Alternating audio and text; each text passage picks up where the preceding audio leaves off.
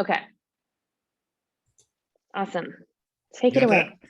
Yes, You're looking at the title slide. absolutely. Yep. Has anybody ever done that? Have two monitors and like have the wrong one showing? I've done that with clients, and they're like, "I'm looking at your email." I was like, "Oh no." Yeah. I'm looking at your Amazon checkout cart. Oops. Oh, nobody ever does that in a call with a client, right? They go look at something else, multitask. Nobody ever does that. All right. So, well, first of all, thank you for coming today, and I appreciate your insights that helped me talk about the things that you mentioned. And I think I love this topic because I was grounded in sales. I started out as a salesperson many, many moons ago. So I always brought, as I moved into more marketing and consulting, I brought a sales perspective to it. So I kind of come to this naturally. And it's always funny to me and interesting when consultants and other marketing agencies don't necessarily think of having to sell their proposals or sell their budgets or sell their ideas. They think they should just be magically accepted, right? So I'm going to bring a kind of a sales orientation to this idea or to this topic. So the premise of this is that marketing needs a seat at the strategic table with founders, C-level executives, and the board of directors. Why is that? Why does marketing need a seat at the table? What do you think? Because we do customer acquisition and churn. I mean, we run the campaigns. Yeah, exactly. Okay. Customer was a big word in there, right? That's an important one, right? Why else does marketing need a seat at that table? Because we're really driving that sales for the company. We're in the inbound piece of it. So we're on that visionary piece of the outreach for the sales and service delivery piece. I love that word, visionary. Yeah, marketing absolutely should have a vision of where the companies should go or could go. Any other thoughts? Why we need a seat at that table? I mean, I'd say central sort of representation too of the brand, and the one sort of function that's there to connect the dots from what the company can do to what the customer cares about, and kind of making sure that there's a consistent approach to that. Absolutely. Anybody ever deal with a product that nobody wants or nobody cares about or nobody? Yeah, that's fun, isn't it? When you're a marketing person and the engineering people or the product design people come to you and say, "Hey, we'll go sell this." Nobody wants that. Happens more than you think, more often than you'd like to think. Any other thoughts? Because marketing strategy has to be based on business strategy, right? It's not, if it's not based on business strategy, it's not aligned with the company. So in order to know that, there has to be a seat for marketing. I love it. Great word. Alignment is absolutely critical, right? Companies can't make mistakes. They can't miss. So that there has to be alignment between everybody in the organization and also with the customer, right? So vision, alignment, branding's a good one, brand consistency, right? You can't say one thing as a brand, but yet have your service department act another way, or your product team act another way, right? You have to, they have to be in alignment. How about why isn't marketing given a seat at the table? What are some of the reasons they're not asked to that table?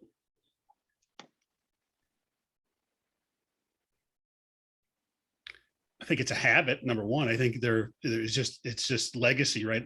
Marketing has been not viewed as strategic. So I deal with a lot of manufacturing and industrial companies. So they're led by engineers and product people or operational people, right? The people that make it to the CEO or president level in these companies almost invariably come from operations or engineering or something along those lines. Very few marketing and salespeople reach the top level in these companies. They peak at VP of sales, VP of marketing. They don't usually go past it. I think that's changing, but historically that's the case.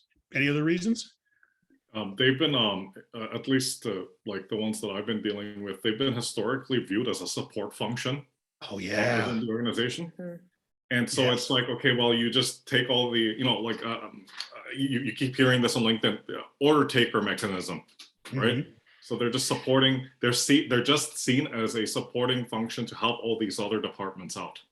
Very good, Christian. That's exactly. That was actually my number one, is that I have a saying in my life, you teach people how to treat you. And I live by that. Like if I teach people to be jerks to me, they're going to be jerks to me, right? If I teach people to love me and be nice to me, they're going to be nice to me. And marketing has taught the C-level to treat them as a line function, or from an accounting point of view, as a cost item, right? Not as an investment or an ROI item. They think of ROI and investments as product or technology or innovation, right? How many CEOs think of marketing as an innovative driver in their company, driving innovation? Not enough. That's a huge one, right? Marketing has taught the C-suite to not take them seriously and to view them as a line function or just a cost, right? Great, excellent. And again, the premise of this talk is that they don't think like the C-suite, right? So that's the big item, right? So they're not thinking the right way. So let's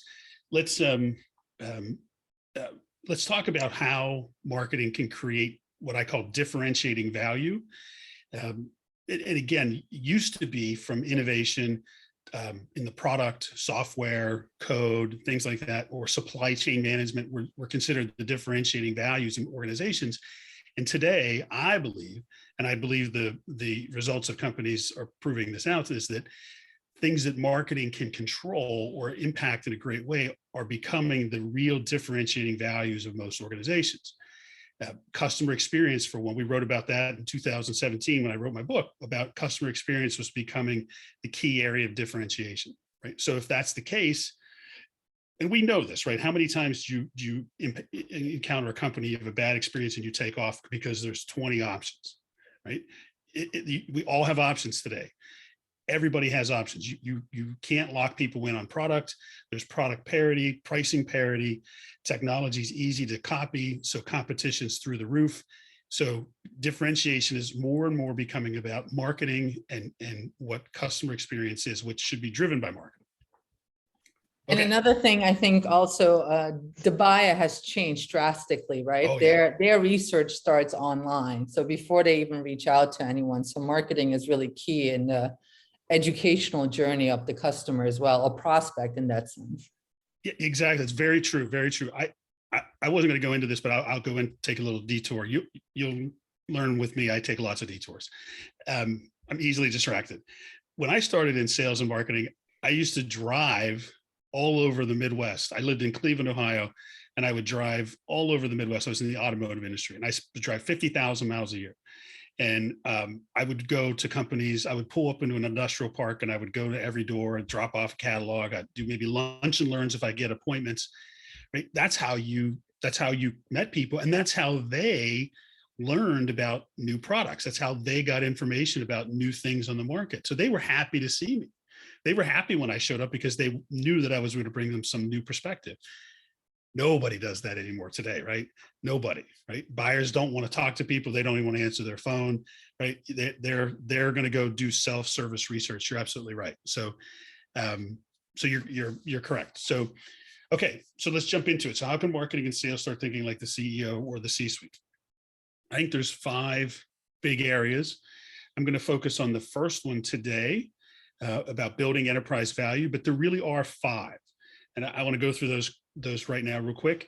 We want to build enterprise value, which again, when we talk about Ebitda, that's about, that's the financial measure, that kind of is a measure of the value of the company. I'm also going to talk in a few minutes about decision-making and how that builds enterprise value. But the other 4 are really important. And the second one right now is really critical. I hear this more and more almost every day from my clients about finding and keeping the right people. It used to be that HR would put a resume on LinkedIn or Indeed or put a thing on the website and they would just get resumes and they'd go through the stack and they would pick. Not working today. Marketing has to be front and center in terms of finding and keeping the right people, right? I just give you a quick example. I worked with one of my clients. They were hiring it was a relatively small company, and this was a person who was essentially the office manager / receptionist person at the front desk, the do all everything kind of glue in the office. Well, they wrote a job description that was really boring, traditional. Here's the responsibilities, here's the stuff. And it was like, who would want this job? So I took it back from him and we rewrote it as a marketer would write it, like if you were selling the job, promoting it. And I think my first line was something like this. It said something like, every office has one of these people. the person who keeps everybody on track and holds it all together? Are you one of those people? It was like, that was the lead into the job description, right? So my point is that marketing can bring your expertise to the table for your company to attract people, whether it's through social media, but also create an employee journey, an employee experience, an employee persona, just like you do for customers. Huge important thing right now. Companies are really struggling with this. So to me, this is a really big one for marketers to be able to speak the language of CEO, because the CEO cares about the team, right? They can't lose talent. They can't lose people. It's expensive to bring people in. Costs a lot, projects get behind, a lot of repercussions to losing people. This is where marketing can really bring a mindset to the table to help with a really significant problem right now. Any thoughts on that? Anybody else doing kind of working on recruiting or finding and keeping people? You might want to think about it. Yeah, Some I think that's projects in there. a huge thing. This goes back especially to the brand, right? Which is, sometimes I hear from marketers like, well, why do I have to, do HR's job? And it's like, well, if you look at it from a brand standpoint and as being a shepherd, an ambassador of the brand, it's like, why wouldn't you be doing that? And so it shows up in different ways. So I think that's a great reminder. It's super critical right now. It is top of mind for all executives everywhere, right? This is just, I was reading today that FedEx, or it was UPS or FedEx, one of them is going to stop delivering because they can't get people, right? Or they're going to change deliveries. I was like, wow, when you start not having companies like that being able to fulfill the overnight promise or deliver, yeah, that's their value prop. Exactly. we got a problem, right? So yes. I think these are huge opportunities for projects for marketing companies. And I think it's huge opportunities for marketing executives to insert themselves into this and say, we know how to help communicate a message and attract people, because inbound marketing, we're attracting people, we're educating them, right? We're presenting a story. We're going to bring a different perspective to this process than people in HR for sure. Okay. Sorry, I was just going to go pile on. I think these bullets that you've shared are a fundamental piece of authentic leadership, whether you're an exec leader or whether you're a team lead, or if you're just your peers around you. So I personally have been doing a lot of trying to do my personal brand promotion, because I feel like the more people around me that I can create a collaborative culture with, the more successful I'll be. So that's kind of what these bullets meant to me and how they resonated. Nancy, you're correct. That's why I picked them. These are not just marketing goals. These are what CEOs, C-level executives, business unit managers, division managers, these are the things they're thinking about, right? These are the top things on their mind every day.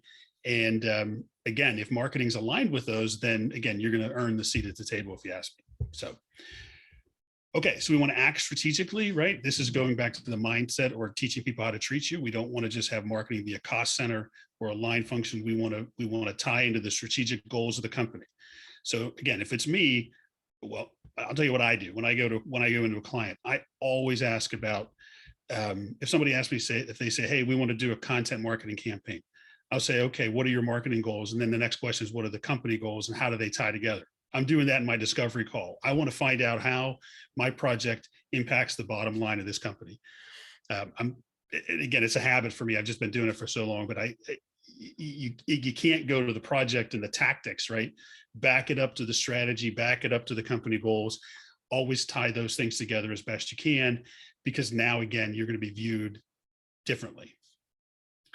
Another big one is develop the culture. This relates to the second one, finding and keeping the right people. Help communicate the culture of the company, flesh it out, make it interesting, make it a story, make it companies need to be a place where people identify with as a person, their personal goals, their aspirations, their worldviews. Companies that are smart are using their marketing internally to build a culture, communicate a culture, and again, be able to share that outside. Because again, I think good organizations are going to attract the best people.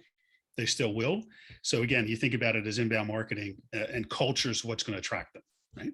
So marketing has an important part of that. And then again, innovate constantly. We talked about this when we say why marketing needs to see the table. You're connected to customers. You have a vision for the future. You should have the pulse of what's going on in the marketplace as deep as anybody in the company. So again, marketing has the opportunity to innovate and kind of point out the future. And I'm not sure there's ever been a better time to be a marketer than right now. And I'll explain why. COVID messed everything up. I mean, everything. How you work, where we go, how we travel, how we have meetings, job descriptions, job titles. It's thrown everything, and people were scrambling. But that means there's opportunities, and smart marketers are going to find ways to innovate today to position for the future. And their marketers, I believe, are in positioned as well as anybody in the company to really bring innovation to their clients or the companies they work for.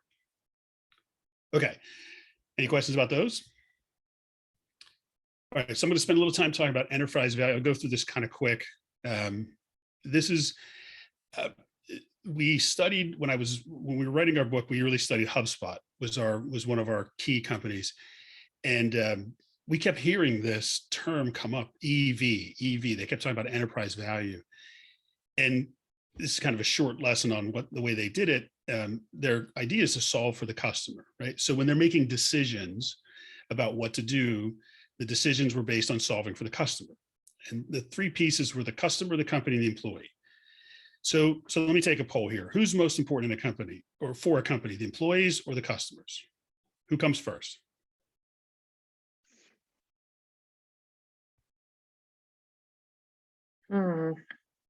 It's a trick question.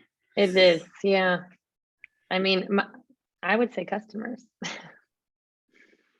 My husband's in HR, he would say employees. So there you go. Most sales, go ahead. Customers? Yep. Most people say customers. Customers always right. Don't ever say that to me because they're not. Customers are often wrong, really wrong. The answer is both. We asked a guy in our book. I said, I asked him that question. I said, who's most important, customers or employees? His answer was fantastic. He said, who do you love, your wife or your mother? And I love that answer. I was like, that's exactly right. It's both. It's both. Because if you don't solve for employees and customers and the company at the same time, right? They're all equally important. What ends up happening is if you solve for, if you solve for your customers and your employees, well, that may be a sales situation where you'll just take any piece of revenue, any job just to get it. It may be bad for the company. Company loses money, right? Or it's a bad fit customer, right? This is if you just take any job you can get down the line. That's one example. If you solve for customers and company, now your employees are unhappy. What if you've adopted, maybe you've agreed to schedules that are impossible for your production team to meet or your technical team to handle, or what if you've promised service levels that your organization isn't staffed to meet? You've now solved for your customer and the company, but you've put the employee in a bad position. And again, if you've solved for the company employee, now your customer is not happy. This is bureaucracy, right? This is the classic, well, our policy is we can't give you a refund. You've just now solved for employees and companies with your customers on the outside, right? Good decision-making has to include all three. Yeah, Okay. That's great. I like this. So I've seen other matrix that have 4. I like this because it was simple, but the idea is to really solve for the customer, you have to account for all 3, and that's what builds enterprise value when companies are really doing that. Okay, so we haven't even talked about Ebitda yet. So I promise I won't make you look at any large equations or anything like that, but we are going to look at this definition. I'm going to show you one financial statement and then I'll move on. Ebitda is earnings before interest, taxes, depreciation, and amortization. So essentially, when you're looking at a income statement, it's income on the top, expenses on the bottom, and then these other things below that. And then there's a net income or gross income and then net income. And the point is that we're looking at the profitability of the company. So it looks like this is a really simple balance sheet, or income statement, where you have your profit, you remove your cost of goods sold, then you have your expenses, which are salaries, rent, And then you have these other items in here, depreciation, interest, and taxes. So you might have a net earnings of 40,000 roughly, but EBITDA here in this example, I'm going to remove the taxes from that number and depreciation and amortization. So my EBITDA number is 70,000. So EBITDA looks higher than net earnings, but EBITDA is more of an accurate number, especially for smaller privately held businesses, because EBITDA gives you a sense of the operational efficiency of the business, right? Are they generating X percentage of EBITDA profit compared to revenue, or is that number too low? The reason you factor out things like depreciation, interest, and amortization is that some companies have financially set themselves up so that they put money into those areas to make it look like they're not really making as much money, maybe for tax reasons. The company I mentioned that I was in, we were turning it around. We had a lot of money in those areas because we were actually looking to reduce the income because we were investing in the business. And so when you looked at it, it looked terrible on the bottom line, but you looked at EBITDA, it was good. And what we were doing was we were eating up the old depreciation, amortization, old charges, because it was an ineffectively run company before we got there. And so it wasn't a true picture if you looked at net earnings.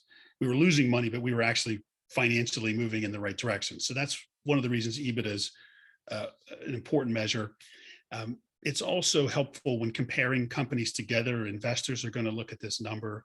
And again, they're looking at that efficiency, right? So keep that word in your head, efficiency, how efficient the company is in terms of generating revenue for X amount of expense minus X amount of expenses. So how much profit, again, the high level excess are they generating, right? And when people buy businesses, they're going to look at this number. And a lot of times it's a multiple of EBITDA, not a multiple of earnings that they'll pay on what they're going to buy the company for, right? So this is, again, a standardizing measure, but it also shows company value. The higher the EBITDA, the more the company's worth. It's just that simple. Okay. So again, that's how you think about why EBITDA is the measure of thinking about company value. Okay, so I'm not going to spend a whole lot of time on the measure. We're going to spend the rest of our time talking about how you impact it. Okay, so when we think of, let's think of, let me back up. I'm going to back up real quick. So we need to have a budget, right? There's a budget in here for salaries, expenses. Marketing and sales typically don't show up in cost of goods sold. They typically would show up in expenses. Again, this is why finance thinks of marketing and sales and expense, because it's going to show up in a line here, right? Your marketing budget's typically going to show up in this expense category. So in their mind, they're looking at gross profit, and every dollar I spend on marketing and sales reduces my gross profit, which is true. But again, that's why they think of it as a cost. They're not thinking necessarily what you put on the top line. They're just thinking about what comes out here. So every budget, how can you control, how does marketing, you think, impact this, either the top line or the bottom line, beyond just driving new customers? What are some of the other things marketing could possibly do to impact these two numbers, the top line and then the expense line? I think one thing that you mentioned before is a retention of the employees, because that's a big chunk of salaries and benefits. And, if we can retain a good employees, then that would mean that that line would be smaller. That's a great point. That's right. There's also a line in there for training, and there's other costs that aren't captured, right? How long does it take to get a new employee up to speed? How long does it take to get them productive, right? There's costs associated with that, right? Maybe marketing could model some of that and help, or work with finance to model some of that to show how you're impacting the expenses, for sure. I'll just jump ahead because I can't believe we're already at 140. Some of the ways you can do it is you could raise prices, right? Marketing could figure out a way to have higher revenue. One of my favorites when I go to sales group is when they ask about not making enough profit, is I ask them, are they discounting? What's their discounting plan? Do they often discount? What's the percentage of revenue that they're discounting, right? That's a quick way to win, right? If you can figure out a way, work with the sales team to reduce the discounts, sell at list, or raise your prices even because you're communicating a higher level of value, then you're going to make money. That just, without adding new salaries or new expenses, you've just now raised EBITDA because you raised the revenue because you didn't discount as much. And at the end of the day, discounting is just a way to try to, to me, it's manipulative, and it's a kind of an old, I hate discounting. I just absolutely hate it, because it just tells people, first of all, you're being dishonest. You give them one price and then you say, well, I'll really accept this price. So number one, you're not really being honest. Number two, you're giving away something usually for nothing just to get the deal, right? So your smell of desperation when you start discounting. So in my business, I never discount. I've had people ask me for it, and I'll just say, I'll do another proposal, but what do you want to take out? Let's determine what's not critical in this proposal, and I'll pull it out, and we'll come back to it down the road when you realize you probably needed it. But I don't discount. I'll lower my price, but you're going to get less work or less results. Usually I frame it in results, right? If you take this out, this is what's going to be the impact on your ROI and your results. You're not going to get it as fast. You're not going to get it as much. So again, I mentioned this before, oftentimes EBITDA is a measure of the efficiency of the business, right? So anything marketing can do to make the business more efficient in terms of more revenue with less expenses, right? Doing more with less. Trust me, every executive everywhere is being asked to do more with less. So whatever you can do from a marketing perspective to do more with less, or do the same with less, right, is going to impact EBITDA. Again, same or better revenue, less expenses. Okay, and again, this is what the leadership is thinking about every day, all day, right? How do I drive revenue? How do I control my costs? And how do I get more from the same amount of inputs, right? So that's productivity. So efficiency, productivity, these are words marketing people should really get familiar with and think about how they can impact it. Okay. So really the question is, start thinking like a CEO, change the question to, how does this project affect EBITDA? How does this input or expense or investment impact EBITDA, right? It'll change the framing of the question a little bit. And I think it'll get you in a place where, again, where it's a little bit more, it'll resonate more with the C-suite. Okay, any questions about that? All right, so there's 4 big ways, and I'm going to go through these fairly quickly, that you can really think about what marketing is doing and how it can impact EBITDA. So lifetime value, we've all heard of lifetime value. And again, it's simply multiplying the value of the customer in dollars over their period of time, right? If it's $100,000 revenue a year for 10 years, it's $1 million lifetime value. My experience, I have not seen a lot of companies do this. I think the software service, the applications companies do it because they're on a subscription model, and it's the input output, right? If I get this, I'm going to put this much revenue in, and I'm going to keep them, churn, upsell, cross-sell, right? I can measure lifetime value. I work with a lot of capital equipment companies, and I ask them this question. I have not yet once had any capital equipment company ever answer this question, and they didn't know. If you sell a machine every 5 years to a company, right, your lifetime value is pretty much your lifetime, right? You have to figure it out over it's a long lifetime, right? And they just think about the next thing, right? Let's get this one. Okay, great, we got this one. I'm not thinking about the next one and keeping them. But we've all heard the cliche, right? It's 7 times more investment to get a new client than it is to keep an old one. It's true, and it might even be higher than that, right? So think lifetime value. This is a huge win on EBITDA, right? If I can keep them, it's less input, right? Less expense to get more revenue, right? So now my EBITDA is getting better because I can keep them, right? So think about lifetime value. And there's other pieces to this too. There's sales versus profit. They're not the same. I worked in that company that we turned around. I was actually VP of sales and marketing. There was a president, and he was very old school.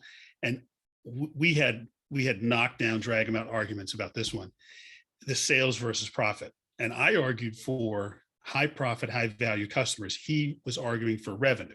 He wanted the top line to grow.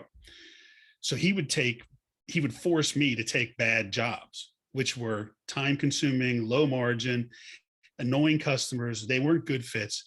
So what happened was it clogged up our production lines. It got our engineers buried. They couldn't get other more high value projects done. We were distracted in the sales team because these companies and these prospects weren't great fits. So guess what? They take more of your time.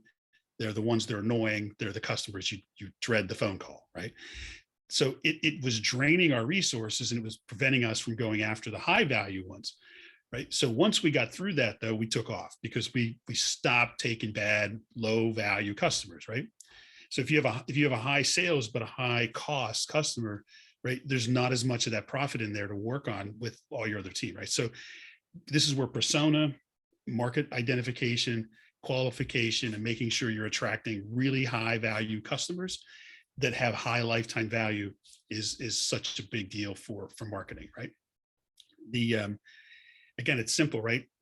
How do I increase lifetime value? What would be some ways to increase lifetime value? What do you think?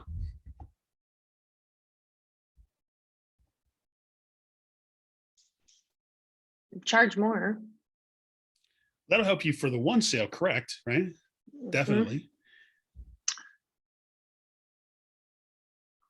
Upsell, cross-sell. Yep. Absolutely. Much easier to go back to your existing customer base and sell the next thing, sell add-ons, additional services, much easier, right? If you're taking care of them, they should be happy to hear you, right? Much easier sale, much easier conversation than starting from scratch with somebody, right? I think this is, again, from a marketing perspective, I think this is a huge opportunity for marketing companies and agencies and consultants. Figure out ways to connect the client with their customers in a much tighter, closer way. Build a community like Stacy's doing here, right? Bring them together on groups where they can network with each other, right? Have events. Even just email them once a month and stay connected, right? Too many people neglect the basic thing of I'm just here to talk to you. Get your salespeople to get the sales, share content with your salespeople so that salespeople can then communicate with customers.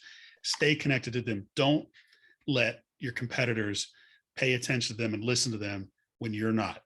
Always make sure your clients are paying attention to your customers so they won't be listening to somebody else. Yeah, I agree. I mean, I think that's there's so much focus on acquisition. Get a new logo, acquire, and then all the effort and energy goes into that part. And then once the customer signs the deal, it's like, okay, see you later. I'm going to go back over here and focus on getting more. So I agree with you. It's huge opportunity to focus on nurturing your existing customers. So from my perspective, I'm a consultant. It's my wife and I. So I have a husband and wife business like you, Christian. I don't want to have an agency. I'm never going to hire an employee. I have some contractors we work with. Right? I don't want to be an agency, right? Amen. Yeah. Sorry. So I can scale, do lots of different projects, lots of different things. I don't have that headache, but I work with agencies. A lot of times my clients will bring me in because they're struggling with an agency.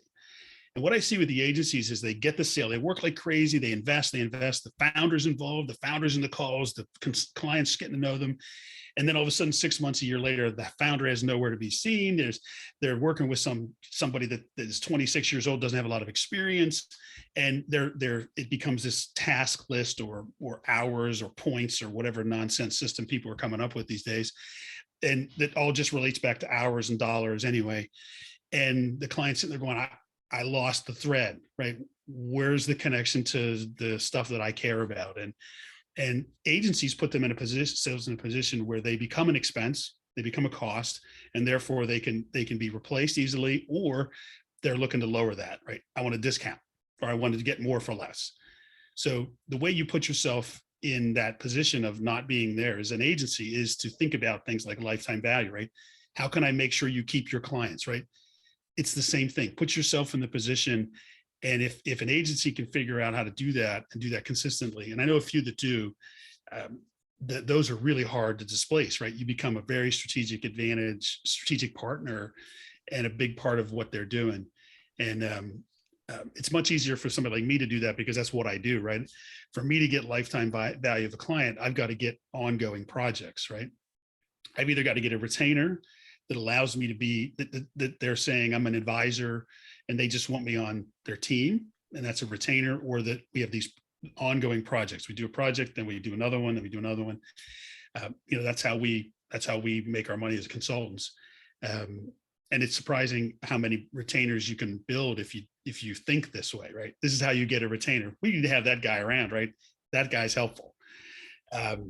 Okay, so I could talk about this one for a long time. Lifetime value is really important. So let's talk about customer acquisition costs. Customer acquisition cost is important. If it's the only driver in marketing and sales, and I think you've got a potential problem, because again, you're always going to the new and you're not thinking about onboarding. You're not thinking about customer success. Huge opportunities for for marketing as well. Marketing should be involved with every step of the customer journey, including onboarding, including customer success. Again, I think it's huge opportunities for consultants and for agencies to help clients get better at keeping and starting that relationship off right? When they decide to buy, designing an experience that is sticky, that just makes people say, man, we made the right choice. And then also making sure customer success is part of the language. And again, it's not just service. Service is reactive. Customer success is proactive, where you're intentionally designing a process where you're going to make sure your customers are successful with your products and services. So this is a pretty straightforward one. And again, how this is going to impact Ebitda, pretty straightforward. If I can get more new clients with less people, I win, right? I get more on the top line, less on the bottom line. So how do I do that more efficient? How do I do that more efficiently? This is important too, because again, it's a high level measure, but it's particular to the company and industry, right? If it's a software company, like software as a service, again, they'll put a lot of money up front because they'll know the churn rate, they'll know how long they typically stay, and they can figure out what the right number is. Again, for my capital equipment example, it's a little tougher, right? They may have very high customer acquisition costs. It might take a couple of years to get a client on board. So they have to win, right? It is painful to lose those because they've invested so much time and money into each of those potential deals. So that's kind of the world I grew up in. I started in automotive, where we would start working on projects with automotive companies 4 years before they would go into production, and oftentimes 2 to 3 years before they would award the bid. So if you missed it, if you lost, boy, it was not a good day when you found out you didn't get that job. So you had to have a very high win rate to justify the customer acquisition cost. So, and these two numbers, lifetime value and customer acquisition costs, work together. You can create a value of the customer measure by taking the lifetime value divided by the customer acquisition cost, and that will tell you kind of the value over time of a client, right?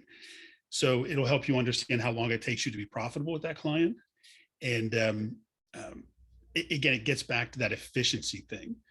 So most businesses where marketing can help drive better EBITDA with customer acquisition costs is be more efficient, right? Again, EBITDA is a measure of the efficiency, operational efficiency of the entire organization. Customer acquisition cost is a way for marketing to show how the process of acquiring customers is efficient. Does that make sense? Yep. So again, lowering expenses, however you can do that, it's going to help you with EBITDA. Speed of acquisition, right? You can lower this is a really important one. Companies will pay for speed, right? And marketing agencies and consultants that can show how to get results faster, drive higher ROI, right? So if you can find a way to compress sales cycles that'll lower customer acquisition costs, and that'll drive your EBITDA because you're being more efficient. Some of my favorite ways to lower customer acquisition costs are referrals, right? How many of you marketers are having set up formal referral programs with your clients' clients, right? Teaching your clients how to get referrals, teaching the sales team how to get referrals. Way lower customer acquisition costs with referrals, right? Many times I live on referrals. That's my main way to grow my business. And my customer acquisition cost for referrals is virtually zero. Because if my customer is happy, they refer somebody else, the conversation usually starts at a very high level, very close to the end of the sale. You know, I'm investing a relatively low amount of time and effort to win that business. So teach your customers and your customers' teams how to get referrals. Again, that's going to lower acquisition costs. And again, there's lots of stuff out there on the internet about these measures. I'm kind of just touching the high level, but again, thinking about them is the key. Thinking about your project in relation to lifetime value and customer acquisition costs, again, is going to frame that project in a way that the CEO is going to understand. And if you're an agency and you're helping your VP of marketing or VP of sales or somebody that's not the ultimate decision maker or has to report to them, giving them this information, giving them this perspective makes their job easy. You give them the ammunition to go into that meeting and say, we're going to drive Ebitda by doing this, this, and this. Again, doing it yourself as you're pitching it, but also giving them the ammunition is really important too.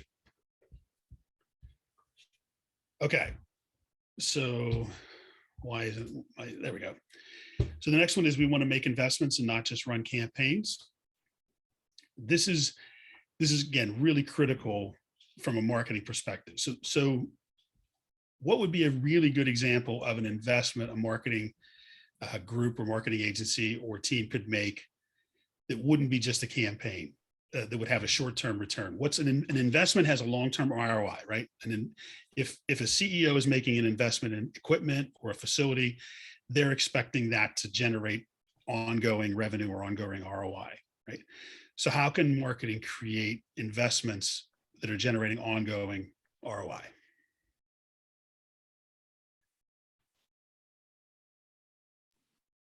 I don't know about ongoing ROI, but I think one thing that definitely companies I've been working with should make an investment in is customer research and customer intelligence, because they're not doing enough of that, right? Like a lot of the times when we engage a client and we say, okay, well, where did you find this information? And more often than not, the information comes from internal sources, right? Either C-suite or the sales, right? But they don't actually set aside, and I think Stacy might have posted something about this, but they don't actually set aside a budget for marketing to go out and do that research, because, the market's changed so much, right? So, and then they're still working on these assumptions that have been like kind of status quo for the past like 5 years, right? You nailed it. That's a great one. I'm working on a project right now with it'll be the largest company I've ever worked with. And it's essentially a voice of the customer project. We're going out and talking to their marketplace. And I'm shaking my head. I'm going, you guys are just like giant, huge company and you don't do this? I can't believe you don't do this. Yeah. Very common, very good, very good. Anybody else have any ideas of ways to make investments from a marketing standpoint? Yeah, into customer data platforms to start building that customer 360 views. Yeah, you jumped ahead one. That's part of my next one, but that's a huge one. Yeah, customer 360, a centralized view of the customer is what we talked about in our book, right? You have to have one place where all the customer data is so that you can make decisions and see what's going on. Huge. It's a huge investment. But you have to take it from, well, we're gonna get HubSpot or we're gonna get Salesforce. That's a cost. You have to take it from, what am I going to do with this data? How does this impact my other projects? How does this make sales better? How do we reduce the sales cycle? How do we reduce customer acquisition costs? How do we drive lifetime value with the tool, right? Don't sell the tool, sell the results of the tool, right? But that's a huge one. Great point. That's a huge one. Any other ones? I got a few more. I don't know if it's marketing, but I think NPS scores, right? Just to really understand that customer experience, because I think one of and Stacy will probably attest to this, and having some frontier experience, it's not all about acquisition if your customer experience is not there, right? So it's really hard. And like you said, you don't really invest a lot in customer acquisitions because word of mouth, there's no better marketing. So I think understanding what that net promoter score looks like as a baseline and how you can improve is huge. And I don't know if that would be like a marketing expense. I guess it would be a shared expense, right? But I think that's a big one. It is a big one, right? Knowing your customers better than your competition, knowing the market, it's not necessarily, well, it is an investment, but it drives all the other investments. It tells you where to go and where to invest your money in your staff and your team. I'll give you a quick example. I work with, I did a couple consulting projects with Politico, and they have a business division where they sell all this kind of really in-depth information. Really cool group. They had like 100 salespeople. It was way bigger than I thought it was. And when I first showed up, they were like, they gave me their churn number. I won't share the churn number because maybe that's covered under my NDA, but let's just say it was higher than I expected. And I was just like, wow, that's terrible. And they were like, no, that was better than we've ever had last year. I was like, but you have to replace X percentage of your business every year just to get back to where you were. What if we impact that 5-10%? How big of a return is that going to be? Again, long story short, we improved it, helped them improve it more than that. And it was kind of like life-changing almost for them, because they now could make other investments in other places because they didn't have to spend so much time and money on net new acquisitions. They just stopped losing. Stopped leaking. The bucket stopped leaking, right? But yeah, that's definitely important to have that, right? And having that customer full view and having the customer information, we kind of combined the two. We were able to really solve that. I would say an overlooked one these days is good old SEO, right? Getting somebody's website and their content to rank really well. Boy, I'll tell you what, I've made a lot of money over the last 5 years just doing basic blocking and tackling SEO with clients. Don't overlook it, right? I'm talking about really, really good. Get it all right. Get the technical stuff right on page. Help people really optimize their online presence and not just throw content out, but throw out the right content the right way. SEO still works. I'm still convinced it does. It's not the end all be all as it used to be, but I still think it's important. Hey Todd, we're at time right now, so I don't want to cut you off, but and I don't know if everybody wants to hang around for a few minutes, but maybe like 5 or 10 more minutes. Sorry, folks, if you couldn't tell, I get excited about this stuff. Okay, well let's keep going for about 5 or 10 if we can. Got it. Another good one is co-marketing relationships. And what I mean by that is building relationships with companies that are servicing or working with your ideal buyer and your persona and your industry, but not competitors, right? Build relationships with them to share content, to do joint events together, right? Use other people's audiences, right? That's an accelerator, right? You can, for a relatively low amount of inputs and resources, you can get access to a lot of other people that may be right down your alley in terms of who you want to deal with. Those are the big ones. I think content along with SEO is another one, right? Content is a strategic thing, right? Good content that helps deal with issues along the journey and helps get people what they want when they need it, I think is really a critical investment as well. Any other thoughts on that one? All right. My last one is really about customer experience. And again, we mentioned that the new differentiation is really around the customer experience. That's the best way to differentiate. So again, listening and building value in that sales process, understanding the customer surveys, and really mapping it out, really intentionally designing an experience for customers. I can't tell you how many people I ask, they'll say, well, we're really great. We really take care of our customers. And I'll say, what am I going to hear when I call your company, right?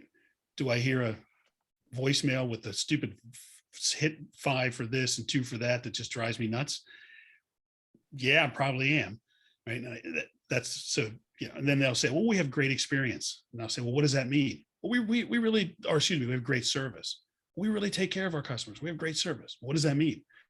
I don't know. We do great service. They don't know what it means, right? When you try to actually get them to define it, then you realize that they think they have great service, but maybe they don't. So again, marketing can bring that experience perspective to the whole thing. And again, I think you're going to see more groups that are RevOps or things like that start to bring the various groups that touch customers together. I think that's a big trend. I think marketing should drive that. And as a matter of fact, marketing should run it, if you ask me. So again, I think there's a big opportunity there as well to add value to the company by saying the customer experience is the critical differentiator and brand element. So therefore, we're going to have a process, tools, and a process and people committed to managing the entire thing. And just so quick question on this. So customer experience, would you put that under the making investment category, or is that like, how does that tie back to the Ebitda? It's a good question. It ties back to Ebitda because it's what's going to make your all of the things kind of stick together, right? It's going to help with lifetime value. It should lower cost of customer acquisition. It should build more loyalty. I think it actually helps your employees, right? Who in marketing likes to hear this? Hey, sales, we gave you a bunch of leads last month. What happened? Those were all crap leads. We didn't get anything, right? Who likes that? That's a bad experience. That's a bad employee experience, right? Or all those leads from the website are garbage, right? If you're the website person, do you really, that hurts. So I think it's a good question, Stacy. It's not as cut and dry. This one to me is overall all of them. It's going to touch all the different areas. But I think it's becoming a discipline for companies to think this way. And again, I think the companies that really get this are it's an investment, right? You invest in managing a full across the board customer experience for people, both internally and externally. I think from a marketing perspective, I think customer experience is probably owned by different departments, but from a marketing experience, I think we can own like the onboarding experience. So if a customer like signs up for a service or a product, and then you get them like on that journey of like, okay, here are your resources, here's how you log. I think those things, but I think customer experience is like multi-department. We just own, I think, the communication aspect to it and the voice of the customer, I guess I would say. And the downside is, right, when you have one department own the customer experience or own different parts of it.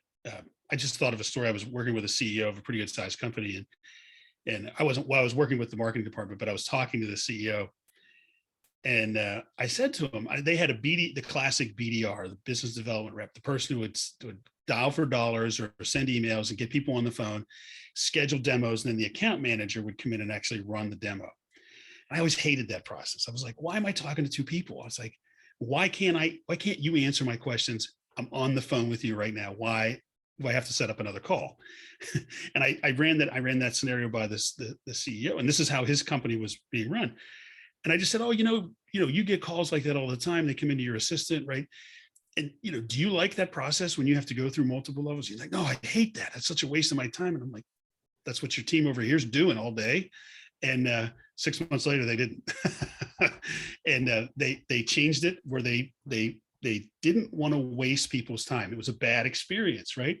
So they figured out how to get the people that could solve the problems. As soon as they got contact, they were able to start the process, right? And then whoever started it owned it all the way through. So it made the whole sales experience much more unified, much more simple and clean, right? So the experience is really critical. All right, Stacy, now I'm done. Awesome. Well, we really appreciate that. I personally learned a lot, and I thought this was really good. I don't know if anybody has any questions or if you guys want to chime in, but I just wanted to say thank you, Todd, for taking the time, because it was very informative and very helpful. My pleasure. And I'll always make this offer to people I do presentations with. If you have my email there, I think you can get it through the platform as well, or you could message me. If you send me your address, I will mail you a free copy of my book. Even to Canada? Sure, why not? We're still shipping things to Canada, aren't we? Maybe. Yeah, feel free. If you send me your address, I will mail you a free copy of my book. Thank you so Thank much. you so much. Thank you. Okay, awesome.